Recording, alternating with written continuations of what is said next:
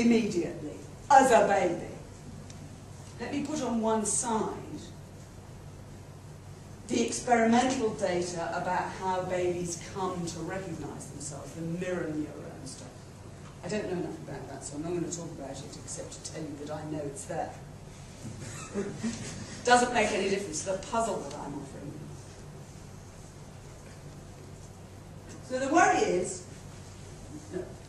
the assumption is, behind the cradle argument, that self-recognition can be immediate and easy, and you might think that's obvious. So if you have a look at the handout that I've given you, there's a passage that I put down there from my esteemed colleague Mark Sainsbury, who's written a piece of wonderful philosophical logic called English Speakers Should Use I to Refer to Themselves.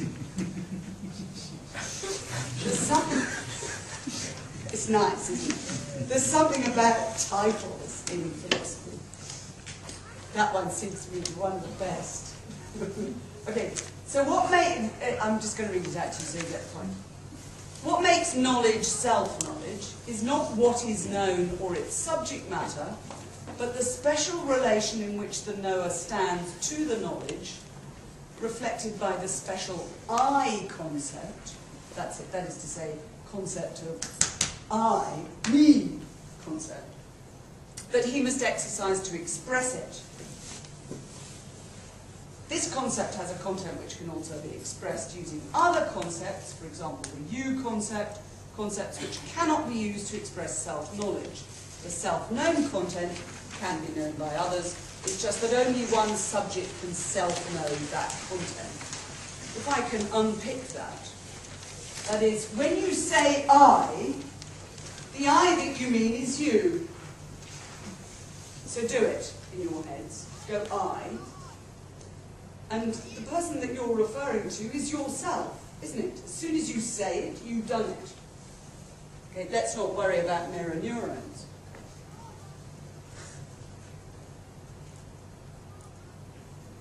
This is a view, it's a view that became a commonplace in post-Cartesian philosophy, of course. It's a view that Hume, in describing the view that he wants to oppose when he talks about self-knowledge, he says this. So this is a description of the view he denies. We are at every moment conscious of what we call ourself. We feel its existence and its continuance in existence, and are certain, both beyond the evidence of a demonstration, both of its perfect identity and simplicity. So the idea is that when you go I and you mean you, you've got a grip on what it is you're talking about. You might think, that is to say, that something that you would call self-knowledge is, as the Stoics suggested, jolly easy. But Hume actually thinks it's jolly difficult. He thinks actually it's impossible. So if you look at the next sequences of passages, he thinks that what happens, so if you go I, and you try and look for the I that you're referring to, and you look inside your head, it's always just leaving the I that you're looking for. You're kind of going, where is it? Where is it? And actually all you're seeing is the momentary perceptions or experiences or ideas or whatever it is. And the I that has them is something that's forever elusive. And Hume's argument is that in fact the I, this self that we think is kind of important to our way of living and to all the stories we tell about ourselves, is actually an illusion.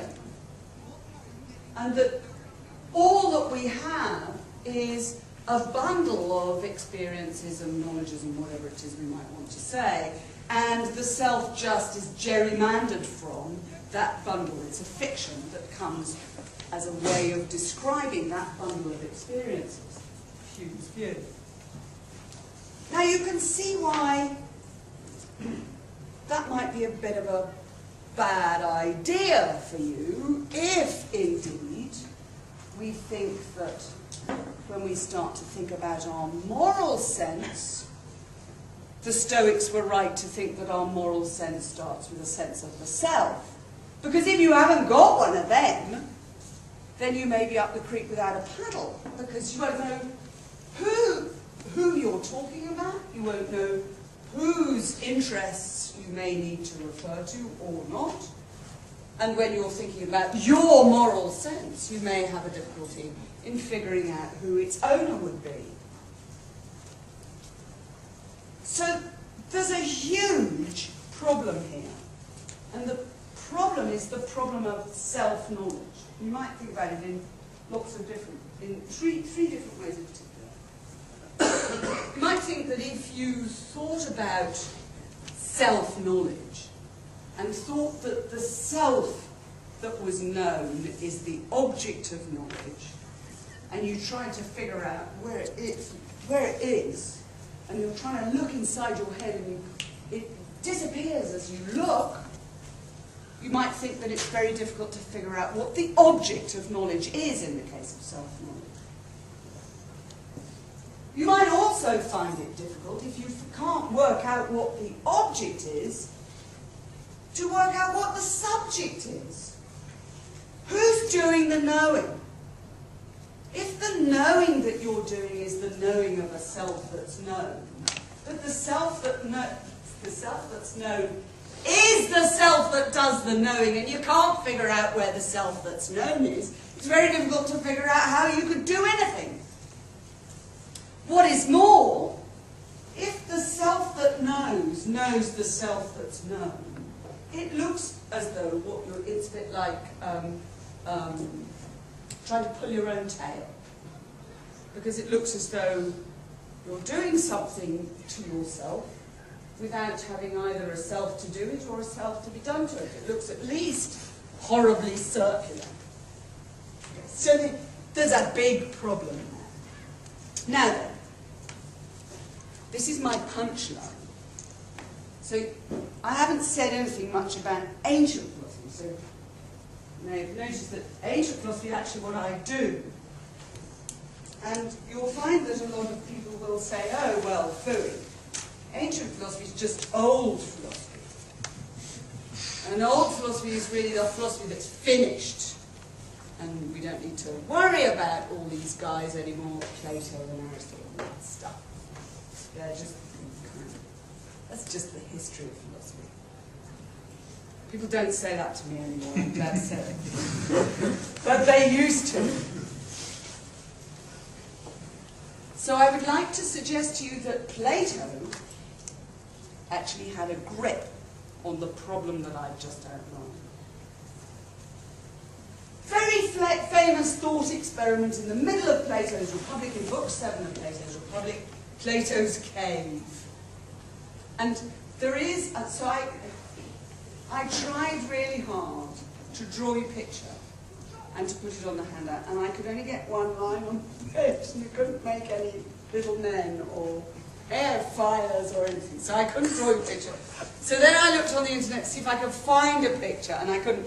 But if you look up on YouTube Plato's Cave, there is a short animated film accompanied by somebody reading out some narrative version of what happens in the cave, which you may find interesting.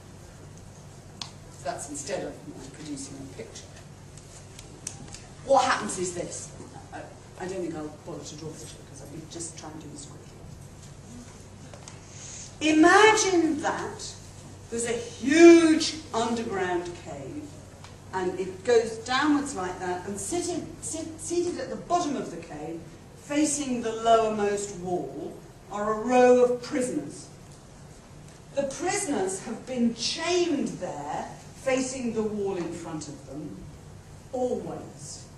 They've never been the other way round. They've always been chained, and they're chained both so that they always sit there, and so that they can't look sideways. It's very important they can't move their necks.